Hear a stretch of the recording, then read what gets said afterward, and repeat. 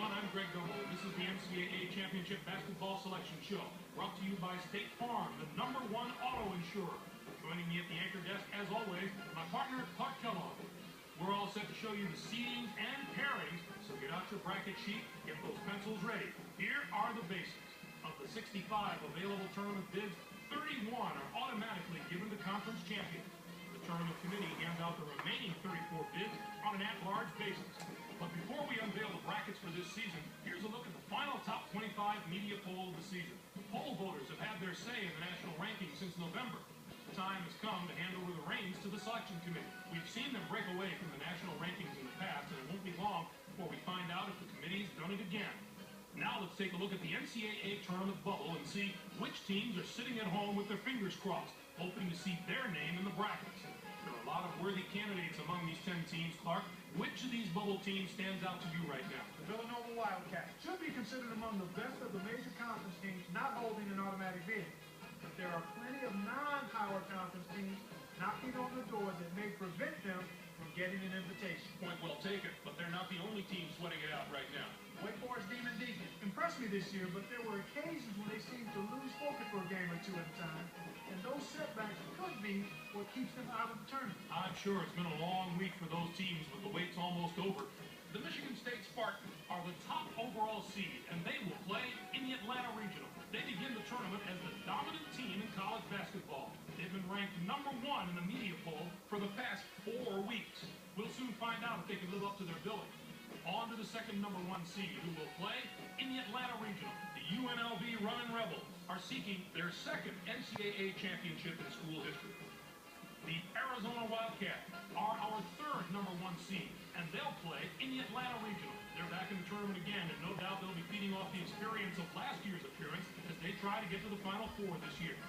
And finally, our fourth #1 seed will play in the Atlanta Regional. The Oklahoma State Cowboys are in the tournament field as a #1 seed for the first time in the history of their program. Now, here's how the bracket That's not how it breaks up. Well, as you see, Final Four on April 3rd, and then the championship on April 5th. Will play the winner of the Atlanta Regional in the other semifinal game. First up, we take a look at the Atlanta Regional. The Michigan State Spartans are the top seed, finishing at 26-6 in the Big Ten. They will take on the winner of the opening round play-in game between the Hampton Pirates with 14 wins and the Troy Trojans from the Sun Belt Conference. And now the #8 seed, the Pittsburgh Panthers, come into the tournament. They were a 16 seed last year. Finished in their conference regular season and were losers in their first game at their conference tournament. They're going to play the #9 seed, the Georgetown Hoyas, who were second in their conference, finishing at 19-12. The Georgia Tech Yellow Jackets enter the field as the #4 seed from the ACC. This marks their 16th appearance in the NCAA tournament in team history. They'll be getting ready to face the #13 seed, the Lehigh Mountain Hawks. Finished the season with 19 wins. They're the regular season and tournament champions from the Patriot League. The Texas Tech Red Raiders come in as the #5 seed, finishing at 22-10. And they will take on the 12th seed, the Wright State Raiders from the Horizon League with 19. Next up is the #2 seed, the Gonzaga Bulldogs, are the conference tournament and regular season champions from the West Coast Conference. They'll be going up against the #15 seed, the UC Irvine Anteaters, with 17 wins in the NCAA tournament in school history. Our #7 seed is from the ACC. The Boston College Eagles were rewarded for their outstanding play this season with an at-large bid and a ticket to the Big Dance. They are going to play the #10 seed, the Wake Forest Demon Deacon, who were 4th in their conference. The Illinois Fighting Illini are in as the #3 seed. They'll be taking on the #14 seed, the Western Michigan Broncos, with 22 wins. The Colorado Buffaloes are in as the #6 seed. They'll be taking on the #11 seed, the Utah State Aggies, with 21 wins. Some of the lower seeds in this bracket have the ability to not only compete with the high seeds, win a few games. Potential for a Cinderella or two in this bracket is definitely there. Next up, we'll take a look. The UNLV Runnin' Rebels are the top seed, finishing at 24-9 in the Big Ten. They'll take on the Albany Great Danes, the #16 ranked team. This is their 3rd appearance ever in the NCAA tournament. The Oregon Ducks are in as the number 8 seed. They'll be taking on the number 9 seed, the Kansas Jayhawks, with 19 wins. The Tennessee Volunteers come in as the number 4 seed, finishing at 22-7. They'll take on the 13th seed, the UNC Greensboro Spartans, from the Southern Conference, with 21 wins. The Indiana Hoosiers enter the field as the number 5 seed from the Big Ten. It's yet another appearance in the brackets for a school that's no stranger to the NCAA tournament. They'll be getting ready to face the number 12 seed, the St. Mary's Gale. Finished the season with 18 wins. They're the tournament champions from the American East Conference.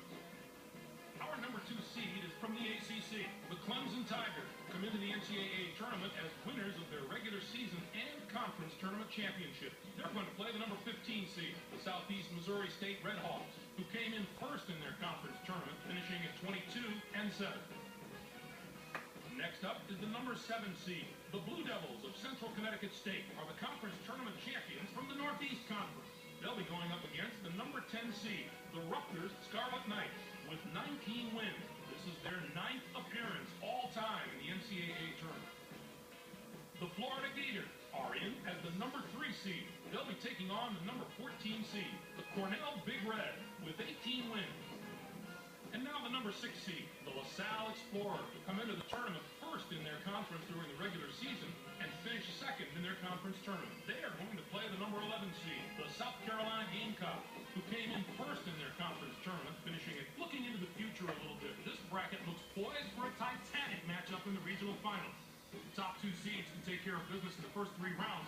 We have the possibility of a classic Elite 8 meeting. On to our 3rd bracket. The Arizona Wildcats are the top seed, finishing at 21-7.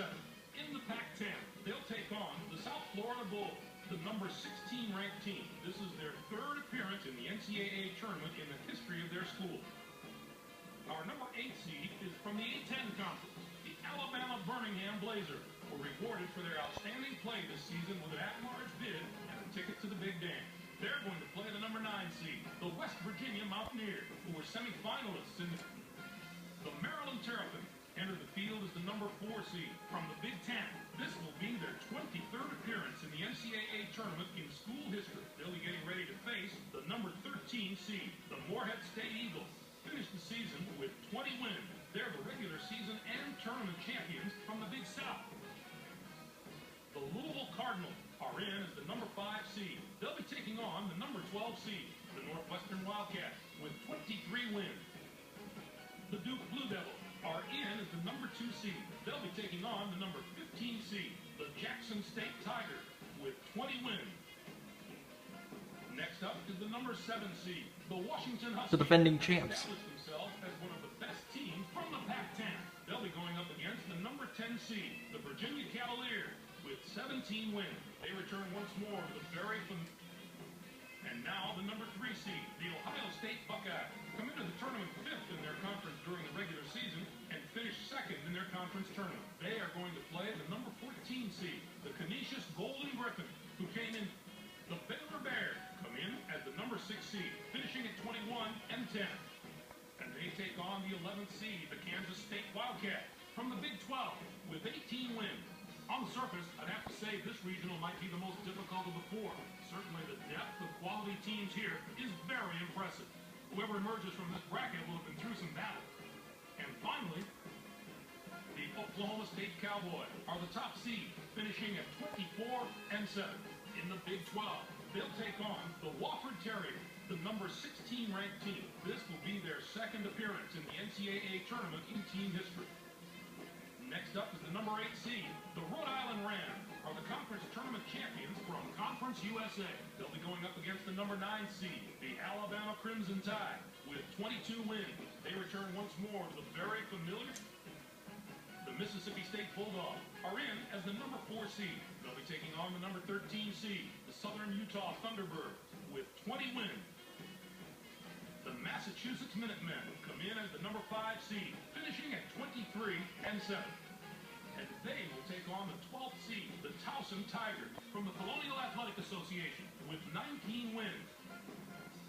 The Red Storm of St. John enter the field as the number 2 seed from the Big East. This will be their 29th appearance ever NCAA tournament. They'll be getting ready to face the number 15 seed. The Murray State Racers finished the season with 17 wins.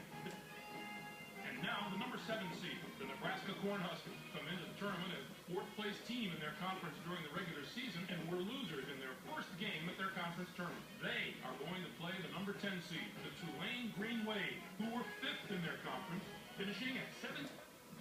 The UCLA Bruins are in as the number 3 seed. They'll be taking on the number 14 seed, the UNC Wilmington Seahawks, with 22 wins. Our number 6 seed is from the Pac-10.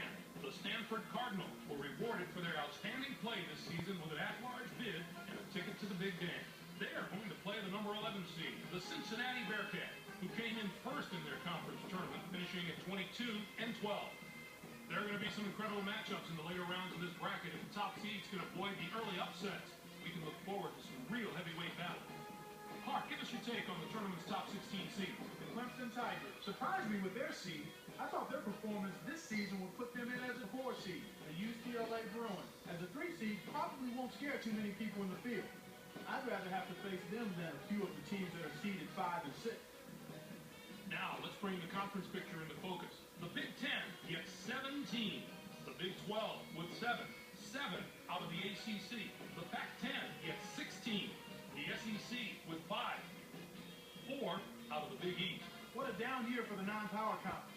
We're used to seeing at least one of those conferences compete on the level of the power conference, but not this year. And let's not forget the team out of the Northeast Conference. For a small conference, they competed at a very high level this year. Those teams could be the place to look if you're trying to find the Cinderella story in the tournament. I'm surprised there were so few bids for the teams in the Mountain West Conference. It was an especially disappointing year for that conference. Usually you can count on the... We showed you the bubble teams before. Now that we know who's in and who's out, what do you think of the selections, Clark? The Rutgers Scarlet Knights made it into the field probably because of their major conference affiliation. Their win-loss record isn't outstanding, but the bottom line is they play the top competition week in and week out, and that counts for a lot. So glad UConn didn't get in. I hate UConn. Teams on the other side of the page will be full-time students again. The Connecticut Huskies can point the finger squarely at themselves for putting together a butter-soft schedule this season and then not rolling through it. If you're not going to schedule any tough games, then you better win more games than they did. All right, Clark, now that we know all the teams and matchups, time to get the tournament underway and let the madness take over. Greg, it's going to be a fantastic tournament.